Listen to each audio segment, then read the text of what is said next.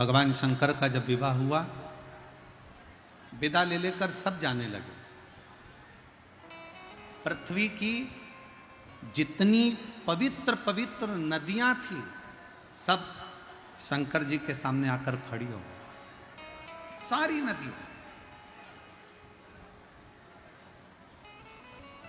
जितनी पवित्र नदियां,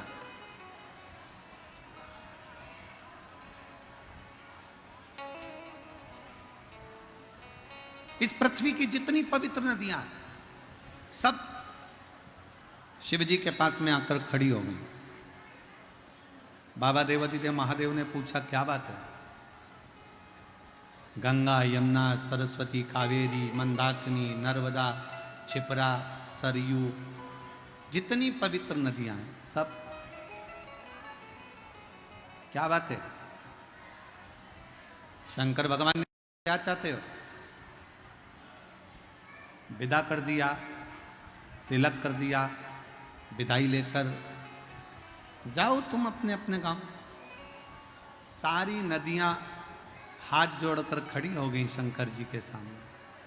हम नहीं जाए। मेरे भोले बाबा, जैसे आपने गंगा को अपने मस्तक पर रखा है, मेरे भोले बाबा जैसे आपने गंगा को मस्तक पर रखा, पार्वती को बाजू में रखा, अपने साथ में रखा, सारी पवित्र नदियां कर रही हैं, हम नहीं जाना चाहते। हमको भी विदाई लेकर यहां से जाना नहीं है मेरे भोले बाबा, हमको भी आपके साथ रहना है। तो शंकर भगवान ने जितनी पवित्र नदियां थीं उन सब नदियों को कह दिया, अगर तुम जाना नहीं चाहती हो मत जाओ। मेरा शिवलिंग जहां पर विराजमान होगा, समझिएगा जरा, देखकर समझिएगा, ये जलाधारी है और ये जलाधारी और यहां से पानी बहता है, ठीक है? ये शिवलिंग है।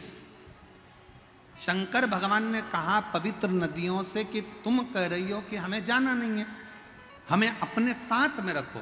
तो शंकर भगवान ने उनको वर दे दिया, मेरे शिवलिंग के ऊपर भाग से लेकर नीचे के भाग तक जो स्थान है, उस स्थान पर सभी पृथ्वी की जितनी नदियां हैं उन सब का स्थान मेरे उस शिवलिंग के भाग पर विराजमान रहे। पवित्र नदियां। अब कई लोग कहते हैं गुरुजी शंकर जी पे जल चढ़ाकर पीने से बीमारियां चली जा रही है, शंकर जी पे जल चढ़ाकर आचमन करने से गठान गल जा रही है, ऐसा कैसे हो सकता है? उसका कारण केवल इतना है, जब हम शंकर भगवान पे जल चढ़ाते हैं, गंगा, यमुना, सरस्वती, कावेरी, नर्मदा, सब जल चढ़ाते से पूरी नदियों का जल उस जल में आ जाता है। पार्वती जी का हस्त कमल, जया, विषहरा, शामली, दौतली, सबका जल उसमें मिल जाता है। अशोक सुंदरी और गणेश कार्तिकेय का जल उसमें प्राप्त हो जाता है। और जब हम जल का पान करते हैं तो हमारा रोग धीरे धीरे समाप्त हो जाता है। उस जल की पवित्रता का